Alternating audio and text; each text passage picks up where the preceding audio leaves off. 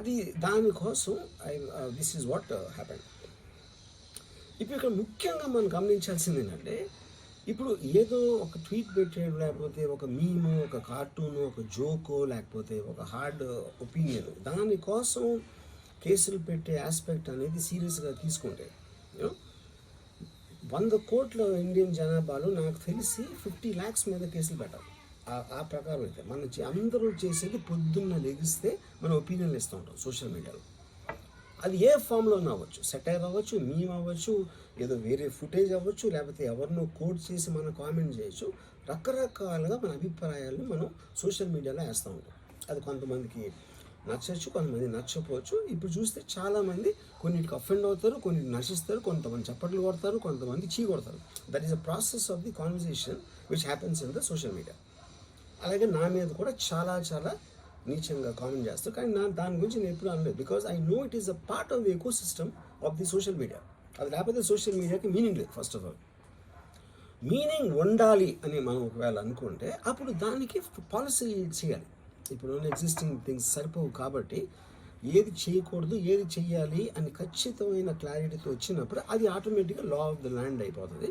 Then it becomes easy for everyone. కానీ అది చేయటానికి ఫ్రీడమ్ ఆఫ్ స్పీచ్ కట్టేల్ చేయాలా, ఎక్స్ప్రెషన్ కట్టేల్ చేయాలా అనేది of course the experts have to decide and realize. దాని మీద ఎలాంటి రామిఫికేషన్స్, ఇప్పుడు దాని పేరు మీద చెప్పి ఫ్రీడమ్ ఆఫ్ ఎక్స్ప్రెషన్ కట్టేల్ చేస్తే that might have many more consequences which could be more dangerous then what they think it is now. So again I want to say, నేను ఎవరిని బ్లేమ్ చేయలేదు. ఇప్పుడు ఒక పర్టికులర్ పర్సన్ హైపోథెటికల్గా ఉన్నారు అనుకున్నాం, నా మీద ఒక చేసి నన్ను హెరాస్ చేయడానికి ఒపీనియన్ పవర్లో ఉన్న అతను చేస్తున్నాడు అనుకున్నాం అంటే తప్పేంటి. ఇప్పుడు హెరాస్ చేసే పవర్ లేకపోతే పవర్లో రావడానికి ఎందుకు అసలు ఏదైనా చేయటానికి? So like wise social media అనే మాధ్యమం నా దగ్గర ఉంది కాబట్టి, నాకు కొన్ని ఫాలోవర్స్ ఉన్నారు కాబట్టి వాళ్ళకి రీచ్ అవ్వడానికి నేను చేస్తాను, అలాగే వాళ్ళు చేస్తారు. కానీ నన్ను కానీ తనను కానీ అందరినీ ఫైనల్గా జడ్జ్ చేసేది judiciary. That is the whole point. మీకున్న ఒక నాన్ క్లారిటీ ప్రాసెస్లో వాట్ ఈజ్ టూ మచ్ అనేది ఎవరు చెప్తారు, ఎప్పుడు చెప్తారు, ఎలా చెప్తారో అది ఎక్కడ రాసి ఉంది. ఆ క్లారిటీ అది లేనప్పుడు ఆటోమేటిక్గా this will keep on happening. You know, so I కేసెడ్ ఇందాక ఒక మొత్తం social media almost 90% of them they will be liable for cases to will put. ఏంటంటే పొద్దున్న లేస్తే అందరూ చేసేది అదే, ఎవరో ఒకరిని తిట్టడం, ఎవరో ఒకరిని ఇది చేయడం, ఎవరో ఒకరి మీద ఒపీనియన్ ఇవ్వడం, ఎవరో ఒకరి పర్సనల్ లైఫ్లోకి వెళ్ళిపోవడం. అది తప్పిస్తే సోషల్ మీడియాలో ఇంకేం చేస్తారు అసలు? సో ఇప్పుడు వాళ్ళందరి మీద పెట్టాలి అంటే అక్కడ ఎలా అంత ఉంటుంది? ఇంకోటి, దాని అర్జెన్సీ ఏంటి, దాని ఇంపార్టెన్స్ ఏంటి, ఎంత అంటే ఇప్పుడు మర్డర్ కేసులు, టెర్రరిజం కేసులు, ఇలాంటి దానికి ఒక సీరియస్ క్రైమ్స్కి ఉండాల్సిన పోలీసు సంవత్సరం క్రితం పెట్టిన ట్వీట్ కోసం అతను he didn't reply properly are he didn't reply అన్న ఒక్క దాని బేసిస్ మీద ఒంగోలు నుంచి పోలీసులు వచ్చేసి అది చేశారు అంటే I'm not able to understand the police priority ఏంటని. నేను పోలీసుని బ్లేమ్ చేయట్లేదు, I'm tracking with the system, I'm not talking about the particular police officers. Ongole police officer మాట్లాడలేదు. So is there is system in place for that? Priority of importance అనేది ఉంటుంది కదా ఎక్కడో చోట. అంటే 11 o'clock నేను ఎప్పి రావాలి, నేను 10 o'clock రిప్లై ఇస్తే 10:30కి వచ్చేస్తే which means they're already there. అంటే అన్ని పనులు వదిలేసి ట్వీట్ పెట్టిన వాళ్ళ మీద వస్తే I really don't understand the context honestly. You know, అందుకని ఇప్పుడు ఇది నాది క్వశ్చన్ కాదు. రామ్ గోపాలమో ఒకడు ఎవడో ఉన్నాడు అటు పెట్టాడు, ఇంకోటి ఎవడో సబ్బారావు పెట్టాడు, అప్పారావు పెట్టాడు. సో దీని మూలాన రామ్ గోపాల్ మీద, అప్పారావు, సుబ్బారావు మీదకి వస్తే రేపు ఎంతమంది మీదకి వెళ్తారు? ఇది అందరి ప్రాబ్లం. సో అది నా పాయింట్. ఇప్పుడు ఒక చాలా ఫేమస్ లైన్ ఉంది సెకండ్ వరల్డ్ వార్ టైంలో, వెన్ హిట్లర్ ఆస్పెక్ట్స్లో, first they came for someone, I thought it was someone else, then they came for somebody else, I thought it was somebody else, then they came for me. అంటే ఏంటి? Then they came for everyone. So that is what we need to actually, that is the main issue which is what I wanted to bring to your notice.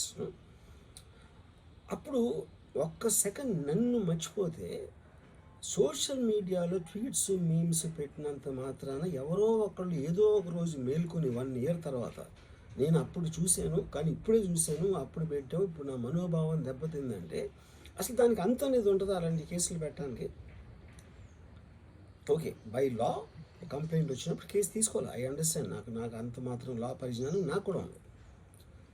కానీ అది మీరు సీరియస్గా తీసుకుంటే, ఒక uniform disparity లేకుండా, discrimination లేకుండా మీరు అందరినీ సీరియస్గా తీసుకుంటే ఒక అంటే మొత్తం సోషల్ మీడియా మొత్తం జైల్లో ఉంటుంది, అట్లీస్ట్ 80 to 90%. ఎందుకంటే సోషల్ మీడియాకి వచ్చేదే దానికోసం, ఎవరైనా సరే వచ్చేది ఫైనల్గా.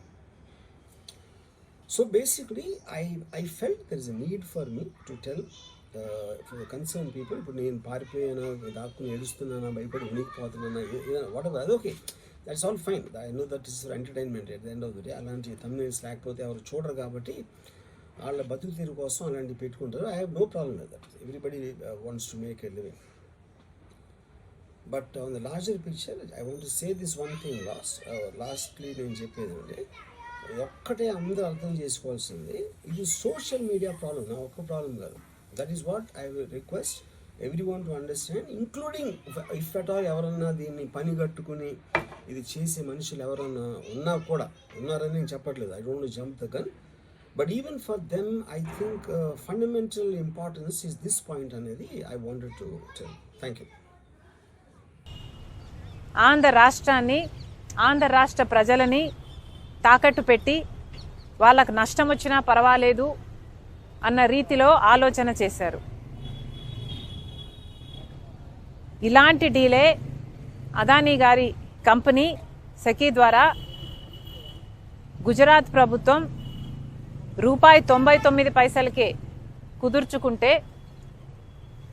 అదే ఆంధ్ర రాష్ట్రం ₹2.49 పవర్ సప్లై అగ్రిమెంట్లు చేసుకున్నారు. ఈ తేడా దాదాపు ₹5 వరకు